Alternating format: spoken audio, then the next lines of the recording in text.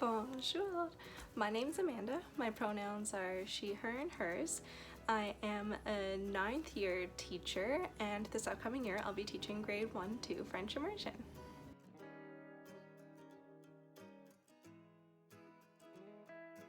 Today I'm going to show you some of my favorite picture books that represent the LGBTQ2+ community. So let's get started. First up is a book that's available in English and French. This is Julian Sieren, or Julian is a Mermaid, by Jessica Love. This one I recently shared on an Instagram post because there are 4 reasons why I love this book. The first reason is because of the LGBTQ2+ representation. Which is always a bonus for me. However, when you first open the book, this is what you see. So first open, and here you go. And what I love about this is that there are different body sizes that are represented in, like, at first look, which is amazing. Like, there are not a lot of books that show larger body sizes, so this was like one of the first things I noticed when picking this up. Another thing I love about this book is that there are a lot of like beautiful black characters included, and primarily black characters. The 4th reason is, like, I love mermaids, so you know, but like the illustrations are just beautiful, and like from what I can assume based on the book, like there's just a really strong relationship between the child and their grandmother, which I feel like isn't often found in books. So Julian Sieren, Julian is a Mermaid, love it.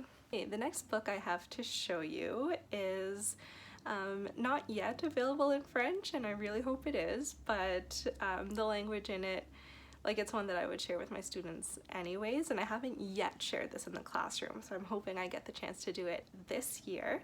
And this is The Boy and the Bindi. I like this because, like, I'm half Indian, and so seeing Indian representation in children's books again is something that I haven't really seen, so that's one thing that drew me to this. And then of course, like, breaking gender stereotypes, like, we love that, so this one I love for that. It's a pretty easy read, like there's not too much text, there's rhymes throughout, like the images, again, like I think a lot of teachers are just suckers for a good illustration. So yeah, this one is a great book as well. Okay, this next book is definitely one that, despite it being available in English, is one that I could translate on the spot in French, and my students would have no idea because, like, they can't read yet. So this one is Our Rainbow, and I was drawn to this one because, like, the shape of this board book, so it is a board book, but also because this pride flag includes the black and brown stripes. So this one, it includes different illustrators, and it goes through what each color of the rainbow, like, stands for, which I thought was pretty fun as well. So it's, like, beautiful to look at. The kids love grabbing this one too, which is nice because it's a board book. I did have to include one that is for maybe, I don't want to necessarily say older audiences, but like stronger French readers, just because the number of words in this book, like, is too much for me to read to my students, but if students are more comfortable with French, then it isn't that bad. And I'm just going to cover up my name on the cover because I do label each of my books typically. So this is La Princesse qui n'aime pas les princes, so the princess that didn't like princes. And this one, I'm sure you can probably assume what's going to happen at the end of the story, but you can see all of the princes coming up trying to garner some love, and, well, Elle n'aime pas les princes. She does not like princes. So this one is like a French first language, which is also why it's a bit tougher for my students, but if I were teaching like grade 4 or 5, I'd probably pull this one out. Okay, so I'm sure many people are familiar with the next author's work because she is, well, like, I think her artwork has just gotten around in general. She's a Canadian author, and this is Elise Gravel, Tu peux, so you can. This one is great for young readers for sure. Definitely would also read with older readers because, like, I think we all love a good picture book. So this one is just like, you can. And it goes through like different things that you can do, like, no matter what. Like, you can like to cook, you can like to make noise. And then this is the page that really gets my students talking because they just assume that this character is a boy who likes to dress up or be a princess. They're like, what? Boys can't do that. But then they don't have any qualms about this one where they assume it's a girl who wants to be a knight. They're like, yeah, like, you go, girl. But this one really brings out a lot of conversation with students. So I love this for introducing gender stereotypes and having those sorts of conversations with students. Super easy language, so we often make our own class book to go with it, where each student gets a page that says tu peux on the top. They draw a picture and then they write what they can do. So we love Elise Gravel. Next up is the gay BCs. This one, like, the only reason I wouldn't use it with my class is because it is a French immersion class, and like, I do try to stay like in French as much as possible with the literature that I bring in. However, I would still read this with students of that age. So like, really the only barrier for me is the language issue and not necessarily like an age appropriate issue. Gay BCs, it's really like an alphabet of words related to the LGBTQ2+ community. So it's great.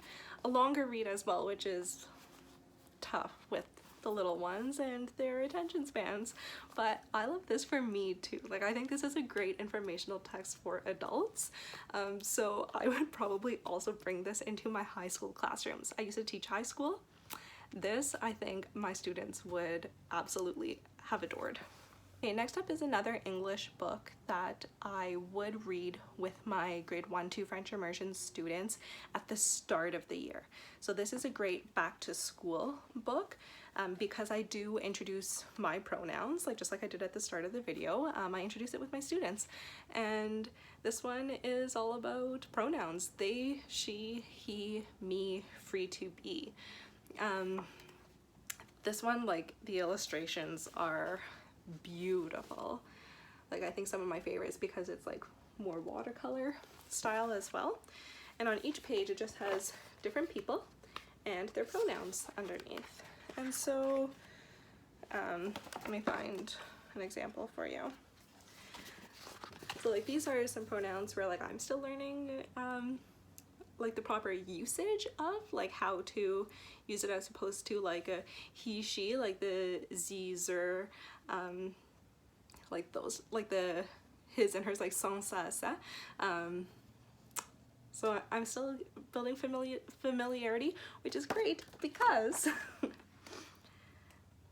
at the back of the book they have a section for the grown-ups, which like introduces a lot of history for us too. So this is something I would also introduce for French because of il, elle, il, something we can always use.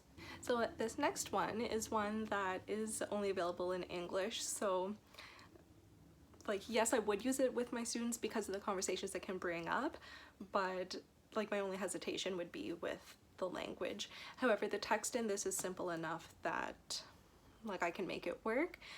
So I would probably do, like with my grade 1-2 French immersion class, I would probably do this book as like a franglais, or a fringlish, I think is the more English pronunciation of that, where I would read the majority of the book in French, but then some parts of the book I would read in English. So this one is called Who Are You? The Kid's Guide to Gender Identity. And this one would tie in really nicely with any conversations about gender stereotypes, and like we could come back to this throughout the year as well. This one, I wanted to show you something from the back of the book. So this book also comes with this in the back, which is like a gender wheel.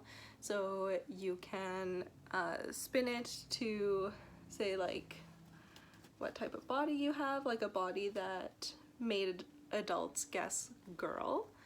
I am a girl. I like games, singing, football, climbing trees, and like so this stuff all spins, all three of these, because it's really just showing like you can have whatever body, identify however you want, and express yourself however you want. Like there are so many different possibilities for gender expression and gender identity.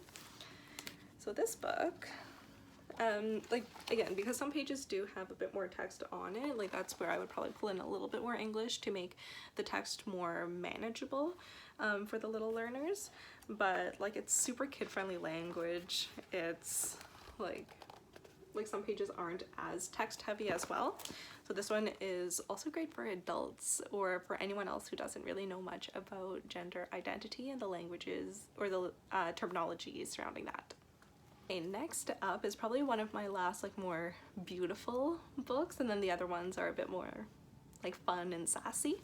So this is From the Stars in the Sky to the Fish in the Sea, and again like a beautiful watercolor design. And I believe the authors are Canadian. Yes. I'll hold this up so you can see information about the authors. Anyways, in this book, like this one is one I would read in English because it is a bit more like sing-song-y, and again like it ties in with gender identity and expression. So like, and that's a huge part of like the SOGI curriculum we introduce in our primary grades, is more like be who you want to be. Like you don't have to like pink if you're a girl kind of thing, like really just breaking those sort of stereotypes. Yeah, so it's like a precious story about a student or a child who others think is a bit bizarre based on the clothing that they wear, and they're like, you know what, like you can only be who you are. So beautiful story, beautiful, beautiful, beautiful. Okay, we'll switch it up to something a bit more sassy and something that's available in both English and French, and this is A Day in the Life of Marlon Bundo. So if you don't know the story behind this book, I encourage you to look it up, because this is more of like a parody off of political figures in the States. So I'll leave it at that.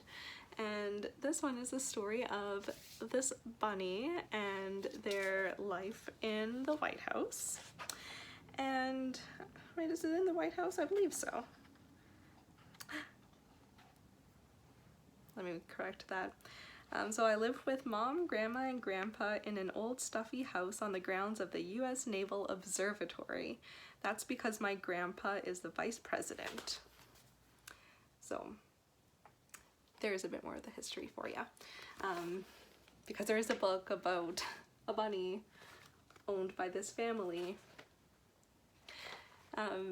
So this one is actually by like the Tonight Show with John Oliver. And this one shows the bunny who loves a male bunny, and these two male bunnies decide to have a wedding. And I want to show you one thing, because I read this with my grade 4-5 students when I first got it, and they picked up on some of these things. So there's the stink bug. Yep, so this is a stink bug who's saying like, no, you can't get married because like you're both boys, like you can't do that. And yeah, I'll leave that with you. It's a fun little like, no, you can't do this. And they're like, whatever, like we love each other, so. And It's super cute. Okay, this book is available in English and French, and I read this one with my grade 1 to French Immersion students in June when we were back for in-person learning. And let me show it again. So this is Le Prince et le Chevalier, or Prince and Knight. There's also Maiden and Princess, or Princess and Maiden, but I don't believe that one's available in French yet. This book, it's a love story, and this one brought up some really interesting conversations with my students, because when they're like, but they're both boys. It's like, yeah, so? And they're like, well, which one's the girlfriend? I was like, no, it's like boyfriend and boyfriend. And it was like, just they couldn't wrap their head around like two boys being together. So we had some good talks, and I pulled up more books because like we've been doing this all year, but it's like not a once a year conversation. So then some, like, they answered their own questions. So some were like, but it's a boy and a boy. And I have some students that are like, yeah, so? Like, boys can marry boys, girls can marry girls, like, whatever, it's normal. So it's not as much work for me as I thought it would be, because some students are able to hop in on these conversations. But yeah, definitely one, like, the students love the story. They asked for me to read it again, even though I had just read it. Might have been them trying to get out of our phonics work, but I'm all for a French read aloud that's LGBTQ plus friendly, so love is love. English book, would read it to my students in English, French, franglais probably. It's a beautiful book, like, about challenging things being called gay, and like wondering like, well, what does that even mean? And so it really challenges like that language of like, that's so gay, which is also awesome. And headline on the back is, it's love that makes a family. So this is also great for introducing different family types too. Next one, an English and French story, Et avec Tango, nous voilà trois. So English is, and Tango makes three, or Tango makes three, or something about Tango making three. So this one is based on a true story where there are these two male penguins that see everyone else like raising their eggs and families, and they're like, we want to do that, and they do it with a rock. And when the zookeepers decides to give them an egg to take care of, and they have a little baby. I would have said spoiler alert, but like, it's on the cover here, and there's like little math equation there too. Super sweet for like the little ones, older ones. Like, this one is, interestingly, I would say it's a classic, which is probably also why it's been banned from a lot of schools that I've seen, like in the States. Some libraries have had it pulled, so this one has been like a more controversial book, but I'll read it. Last one is an English and French option, Red, Rouge. So great for even just colors, because there are, like, it's a story of a bunch of crayons, and each of them, like, their name is a color. So like on their on their paper wrapper, it has like their name, which is a color, and this one is like, it says red, but they're coloring blue. So even though it can just be read as like a more fun read aloud, definitely great about like challenging those gender stereotypes and introducing the idea of being transgendered. This one I have read with grade 1 students. I've also read it with grade 4-5 students. And so I would definitely say this one is appropriate for K through 12.